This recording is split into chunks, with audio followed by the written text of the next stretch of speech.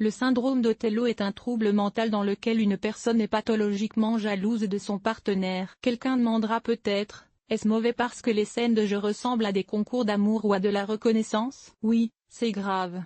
Les psychologues reconnaissent que ce modèle de relation est uniquement pathologique. Selon Vtium, 22% des mariages se brisent à cause du jeu, statistique 2019. Cette raison est en tête de liste, avec l'alcoolisme et la pauvreté. Selon l'ONU, environ 50 000 femmes sont mortes en 2017 à cause de la violence domestique. La plupart des homicides se sont produits sur la base de « vous sentez-vous toujours bien dans cette situation ?» Qu'est-ce que le syndrome d'Othello? Le syndrome d'Othello est un état pathologique dans lequel une personne souffre de pensées obsessionnelles concernant la trahison d'un partenaire. Le nom alternatif est non-sens. Le concept a été introduit par les psychiatres britanniques John Todd et Kenneth Duceist. 1955. La jalousie est toujours destructrice. Cependant, lorsqu'on parle de jalousie pathologique, il s'agit généralement d'un comportement complètement absurde, la surveillance de l'objet de la pitié, avec l'aide de détectives indépendants ou privés, et l'installation d'applications d'écoute sur les téléphones. Jalousie de parents,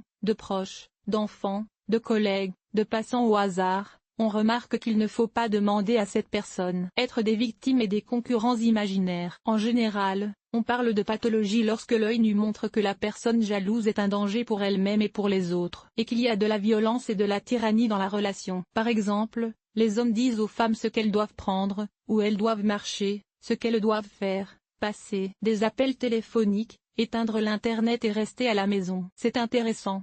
Dans la plupart des cas, Othello souffre des hommes de plus de 30 ans et est dépendant de l'alcool. De plus, les crises surviennent souvent précisément dans l'état de dépendance, ce qui permet à la personne d'être le meilleur et le plus exemplaire des membres de la famille le reste du temps. Les causes.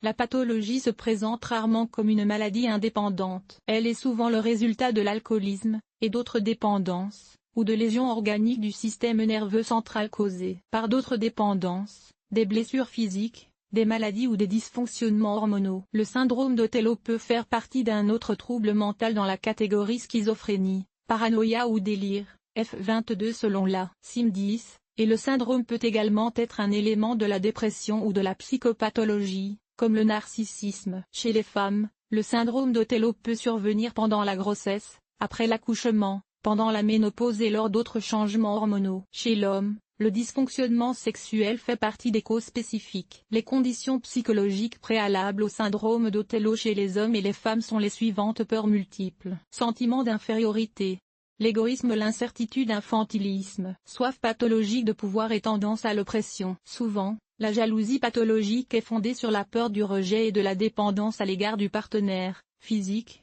sexuel, psychologique, matériel ou social. La personne jalouse craint de perdre de l'argent, des soins, de l'affection, un statut social, etc. Pour certains, le statut de personne en couple est important en soi et est soutenu par une faible estime de soi. Plus personne ne m'aime, je ne trouverai personne plus tard. C'est ainsi qu'ils dominent leur couple d'une main de fer. Dans la plupart des cas, la pathologie repose sur un traumatisme de l'enfance, mais le syndrome peut aussi se développer après un traumatisme à l'âge adulte, trahison et impuissance dans des relations passées. Dans tous les cas, le traumatisme et la projection sont à la base du syndrome d'Othello. Le problème se situe toujours à l'intérieur de la personne jalouse. C'est intéressant. Le syndrome d'Othello peut masquer la liaison de la personne jalouse. Signes cliniques et symptômes chez l'homme et la femme. Il n'existe pas de symptômes spécifiques du syndrome d'Othello chez l'homme ou la femme. Les caractéristiques physiques, le statut social et les capacités économiques jouent un rôle décisif. Certaines personnes jalouses sont plus susceptibles de causer du tort que d'autres. Les manifestations cliniques du syndrome d'Othello chez l'homme et la femme sont les suivantes: explications irrationnelles et interprétations erronées de situations quotidiennes, accusations de trahison et aveux forcés, pensées obsessionnelles et tentatives de confirmation de la trahison. Plus précisément, la personne jalouse a la capacité de accuser son partenaire de vouloir sa mort, identifier la méthode de mise à mort, détailler le scénario et le relier à l'action réelle. Crier, insulter et frapper, ce qui se produit sous forme de crise émotionnelle. Jalouser des personnes réelles ainsi que des personnages abstraits, des héros de télévision ou de livres. Vérifier constamment son téléphone et exiger un rapport sur chaque contact. S'envoler pour le travail.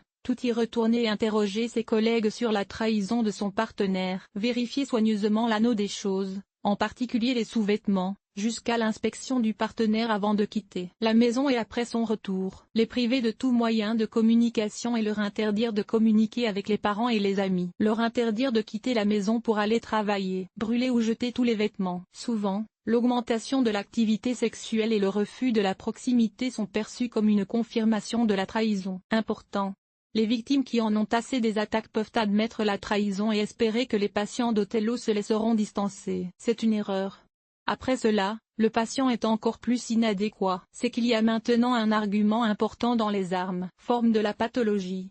Les psychiatres distinguent les obsessions et les psychoses. Dans le premier cas, des pensées obsessionnelles sur la trahison se manifestent parfois. Le patient lui-même se rend compte qu'il s'agit d'une fiction et se calme lorsqu'il lui donne la confirmation de sa fidélité. Dans la forme de psychose, les pensées obsessionnelles sont constamment poursuivies parce que le patient est persuadé de la trahison de son partenaire. Personne ne peut l'en dissuader. Il croit à une conspiration mondiale. Tout le monde brûle le traître. En général, cette forme de trouble s'accompagne d'agressions et de certains comportements examinés dans les signes. En fait, il s'agit de deux stades de la maladie. Le premier est que certaines personnes considèrent qu'elles sont douces et accueillantes dans une relation. Parfois, ils essaient même de déclencher leur partenaire de manière spécifique, mais ils oublient la frontière ténue entre le premier et le deuxième stade. Plus dangereux que le syndrome. Les dangers du syndrome d'Othello sont les suivants: suicide par trahison et confiance dans le fait que ces souffrances ne peuvent être supportées.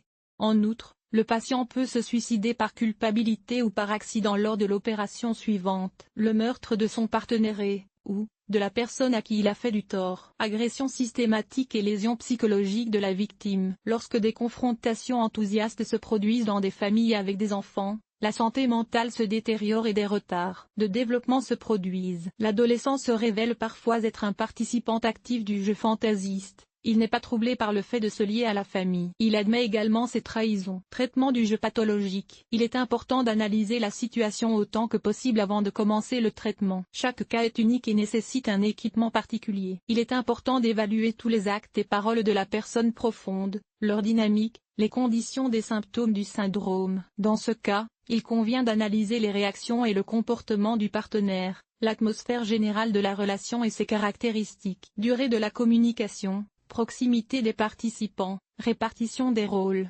etc. Comme nous l'avons déjà mentionné, le syndrome ne survient pas seul. Il est la conséquence d'un autre trouble, d'un traumatisme psychologique ou d'une dépendance. Il existe d'ailleurs des raisons psychologiques à cette dernière. Le traitement doit donc être complexe. Des narcologues, des psychiatres et des psychologues participent à la recherche. Parfois, ils associent des neurologues et d'autres médecins. Les psychiatres et les médecins de profil médical sont responsables du sevrage des drogues. Les psychologues utilisent la psychothérapie et parfois l'hypnothérapie. Les techniques spécifiques et les types de psychothérapie sont choisis individuellement. En général, les traitements psychothérapeutiques peuvent être de 3 types: individuels pour les jeux. Le patient souhaite réellement maintenir la relation et il lutte lui-même contre ses émotions. Les individus pour les victimes. Les personnes qui préfèrent ce type de relation peuvent passer d'un tyran à l'autre, mais une fois que la peur de la situation et la perception de la peur pour leur vie les obligent à se tourner vers un psychologue.